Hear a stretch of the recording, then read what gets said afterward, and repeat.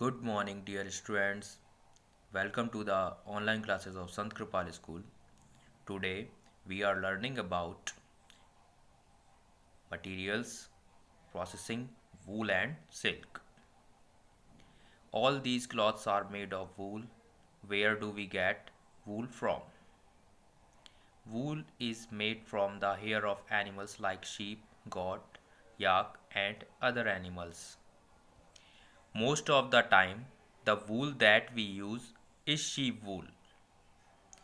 In places like Tibet and Ladakh, wool is made from yak hair.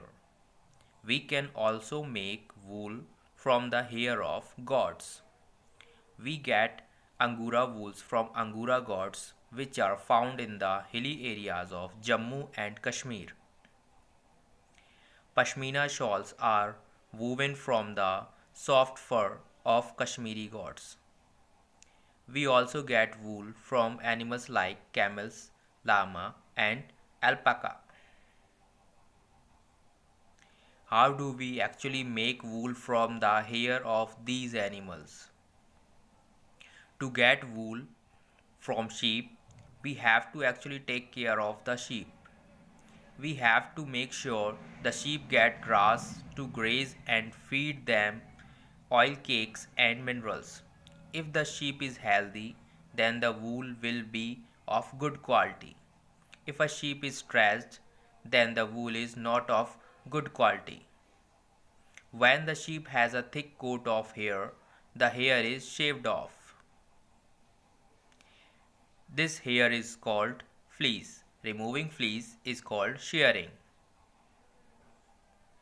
Shearing does not hurt the sheep at all, it's just like shaving. Shearing is in fact similar to your father shaving his beard.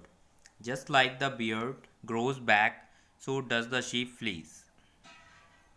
The sheep wanders in grass and mud, so its wool is dusty and greasy.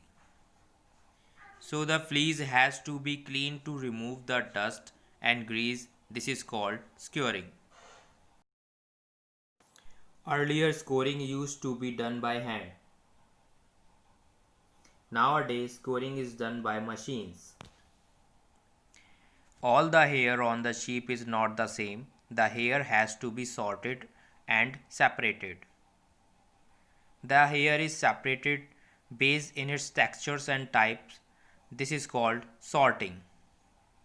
Sometimes there are burrs and the sweater which have to be removed.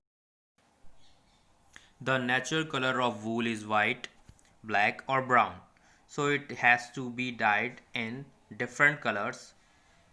After dyeing, the fibers are straightened, combed.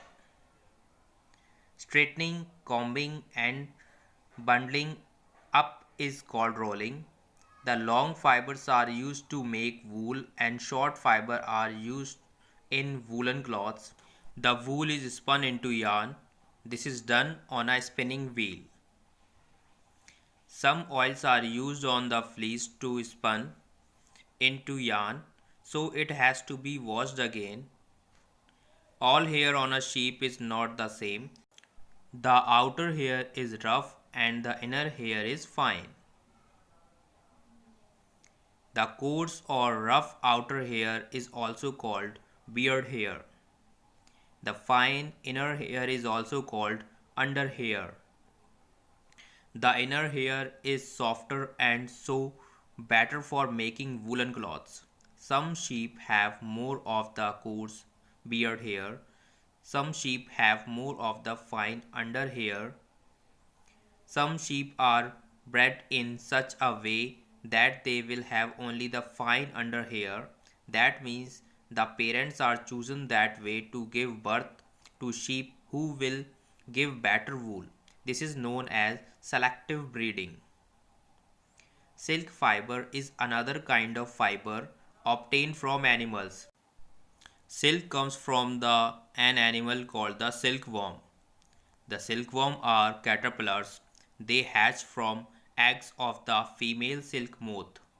The caterpillar grows in size to become a pupa. The pupa weaves a net to hold itself. It swings its head round and round and secretes about 1 kilometer of fiber from its mouth. The fiber is actually a protein. It hardens when it comes in contact with air. The pupa covers itself with this fiber. This cover is called a cocoon. Inside the cocoon, the pupa keeps growing into a moth, but the fiber of the cocoon are what gives us silk. If the pupa is allowed to grow, it turns into an adult moth and breaks the cocoon and comes out. But if it breaks the cocoon, then the silk fiber break too. So, what is to be done? How can we get long silk fibers? The pupa has to be killed, so the cocoon is blasted with steam or hot air or placed in boiling water. The heat kills the pupa and also softens the hard fibers. It takes the death of about 5,500 caterpillars to make 1 kg of silk. The silk fibers are woven together to make yarn. Then the yarn is woven into fabric. People rear silkworms to get silk. This activity is known as sericulture. A female silk moth lays hundreds of eggs at a time. These eggs are stored over a clean cloth or paper strips. When the larvae are hatched from eggs, they are kept in clean bamboo trays with fresh mulberry leaves. Larvae feed on the mulberry leaves for 20 to 25 days. After this, the larvae move in the bamboo chambers and start spinning the cocoon. These pile of cocoons are kept under the sun or boiled, then the silk fibers separate out. The process of taking out silk threads from cocoon is called reeling the silk. This is done using special machines. The silk fibers that we get this way are woven into silk cloth. Silk was discovered in China. A Chinese legend Si Ling Chi was worried about the damaged mulberry leaves in her garden. Emperor Yong Ti found out that the white worms were eating up the mulberry leaves and spinning shiny cocoons. A cocoon accidentally dropped into the emperor's cup of hot tea, and the delicate tangle of thread separated from the cocoon. Thus, the silk was discovered. The way of making silk was kept secret for hundreds of years. The Chinese directly sold silk worldwide. Travelers and traders came from all over the world to China to buy silk. The road they traveled on was therefore called the Silk Route. China is still the world leader when it comes to making silk. In many places, the dead silkworm are seasoned, boiled, fried, and eaten.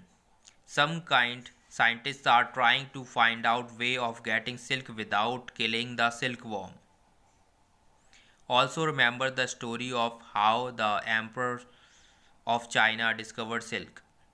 Remember that is not necessary that such stories are always true.